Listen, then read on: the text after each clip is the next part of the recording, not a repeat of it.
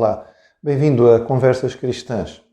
Este é um pequeno espaço onde nós olhamos para as notícias, aquelas que têm chamado mais a atenção, às vezes nem são as que chamam mais a atenção, mas que deviam, digamos, nos despertar de alguma maneira, e procuramos olhar para elas do ponto de vista de um cristão que acredita na Bíblia como revelação divina e a tem como sua regra de fé e prática. Nós ouvimos as decisões que foram tomadas no Parlamento no que diz respeito aos debates quinzenais, ou seja, a cada 15 dias havia a responsabilidade do Primeiro-Ministro, como chefe de governo, de estar presente no Parlamento para responder a questões que eram colocadas por parte dos outros parlamentares no que diz respeito a uma prestação de contas sobre aquilo que é a governação. Isto era feito de 15 em 15 dias, o que exigia, de certo modo, o estar em cima do acontecimento para poder prestar contas de tudo aquilo que se estava a passar. Houve modificações no que diz respeito ao regimento interno do Parlamento e do seu funcionamento, e com a votação do Partido do Poder mais aquele que devia ser a oposição, mas que se juntou ao Partido do Poder, houve uma votação alterando esta regra. E agora, em vez de haver encontros quinzenais para debate, estes debates vão acontecer apenas uma vez por mês, mas o Primeiro-Ministro só precisará prestar contas ao Parlamento a cada 2 meses, ou seja, passou de 15 dias para 2 meses, a época em que o Primeiro-Ministro tem responsabilidade e a obrigação de estar presente no Parlamento para poder prestar contas.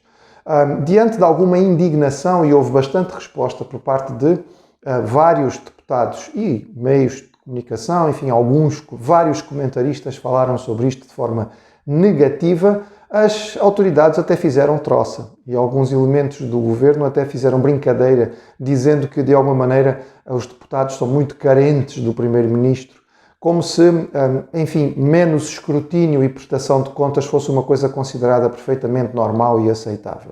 Simultaneamente, subiu de 4 para 15 mil o número de assinaturas necessárias para que petições possam ser levadas ao plenário, ou seja, assuntos podiam ser levados ao plenário desde que houvesse 4 mil assinaturas pedindo para que este assunto fosse debatido. Agora será preciso 15 mil, é preciso muito mais gente, muito mais mobilização para que se possa chegar, ou seja, ficou mais difícil, bastante mais difícil, conseguir-se chegar com um assunto que seja considerado de interesse por parte da população até aqueles que são os líderes do país e que estão ali teoricamente eleitos por nós. Isto é importante porque nós estamos a pensar em democracia. Democracia, em teoria, é o governo do povo. De facto, durante muito tempo, aqueles locais do mundo antigo onde se criou esta forma de governo, nós podemos dizer que de alguma maneira havia democracia. Todos os indivíduos que eram cidadãos das cidades-estado gregas podiam estar presentes nas assembleias para de alguma maneira poder escolher ou decidir ou poder votar naquilo que era feito. Mesmo no que diz respeito à Roma antiga, e nós normalmente pensamos em Roma como um império, é importante saber, historicamente falando, que Roma tornou-se tão grande como se tornou como república. Havia a eleição de todos os cargos públicos. Mesmo o cargo mais alto, que era o consulado, era eleito a cada 2 anos. E quando um cônsul era eleito, ele não era eleito sozinho. Eram eleitos 2 cônsules para cada consulado. Isso significava que havia provavelmente um equilíbrio de poder. Isto era feito exatamente para que houvesse um equilíbrio de poder e não se chegasse à tirania. A ideia de que Roma tinha uma resistência enorme à ideia da monarquia. E uma das razões pelas quais Júlio César terá sido morto foi porque ele eventualmente queria se tornar rei. Erradamente alguns acham que Júlio César foi imperador e foi o primeiro imperador. Não foi. Foi o seu filho adotado Augusto que depois de muitas vitórias militares acabou por se tornar o imperador e dar início a esta nova fase em que continuava a haver eleições, mas eram apenas pro forma. Hoje em dia nós vivemos esta forma de democracia que é realmente muito pobre. Porque é o único momento em que o povo realmente tem alguma forma de dizer alguma coisa é nas eleições. E quem é que é eleito? Em teoria, na democracia, elegem-se os mais capazes para governar. Mas a verdade é que nós sabemos que não são eleitos os mais capazes. São eleitos os mais capazes de ser eleitos. Ou seja, não são eleitos aqueles que têm mais capacidade para governar. São eleitos aqueles que conseguiram recorrer aos melhores recursos, às melhores contactos, às melhores posições para poder ser eleitos. Eles chegam e são eleitos. Não necessariamente os que têm mais condições de governar. São realmente muito bons no que diz respeito ao discurso. E conversa é o ponto forte dos políticos de um modo geral. Mas como é que as pessoas normalmente elegem? E como é que dão o seu voto na hora da votação? Normalmente há dois critérios muito subjetivos que fazem com que as pessoas votem. Um destes critérios é o gosto pessoal pelos candidatos. As pessoas gostam, simpatizam com o indivíduo, gostam da sua maneira de falar, gostam do seu tipo de argumentação, gostam da sua voz, do seu timbre e da postura que aquela pessoa tem. Merece o meu voto, eu vou lá e voto nele. Portanto, é uma votação plástica. Não tem nada a ver com capacidade, não tem nada a ver com administração, não tem nada a ver com um currículo ou aquilo que este indivíduo tem feito. Uma outra noção que é muito comum também, profundamente subjetiva na hora da votação, é que as pessoas votam de acordo com aquilo que é o sentimento pessoal que estão a ter naquele momento. Há uma sensação de que as coisas estão a correr bem.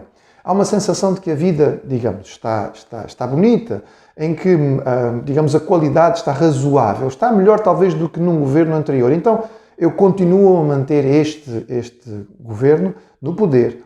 Mais uma vez, algo profundamente subjetivo, porque pode perfeitamente ser que aquilo que está a acontecer neste momento é apenas fruto do resultado do trabalho de votantes anteriores.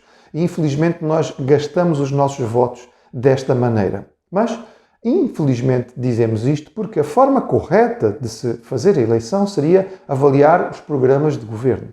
Saber o que é que aqueles que estão a se candidatar pretendem fazer com a sua posição de poder. Quais são as suas ideias no que diz respeito à sociedade? O que é que eles pretendem em relação a pontos-chave daquilo que é a nossa vida? Como cristãos, nós olhamos para a palavra de Deus. A Bíblia nos diz que Moisés, a certa altura, precisou de escolher pessoas para poderem ajudá-lo em termos de governação. Estes indivíduos que foram eleitos, 70 anciãos, tinham que ser indivíduos sábios que estavam acima de qualquer possibilidade de corrupção e eles eram sujeitos ao escrutínio e à prestação de contas tinha que ser feita de forma constante. Esta prestação de contas é um princípio cristão. Nós entendemos que é necessário que as pessoas que ocupam posição prestem contas daquilo que estão a fazer. Esta avaliação daquilo que são as pessoas que ocupam posições de poder deve ser feita antes, durante e depois. Antes de eleger, nós devemos escolher bem aquilo que estamos a fazer com base no currículo que estas pessoas têm. Durante o seu tempo de governação, nós temos o direito de fazer este escrutínio e depois, ao fim de um tempo, quando há uma nova eleição, então, de acordo com aquilo que foi a prestação e aquilo que são as propostas para a continuidade, nós podemos escolher. Infelizmente, aquilo que nós vimos decidido pelo nosso Parlamento reduziu de forma significativa a prestação de contas, diminuiu a democracia. O Primeiro-Ministro tem cada vez menos responsabilidade de prestar contas àqueles que estão ali, que foram eleitos por nós, para saber como é que a governação está a ser feita.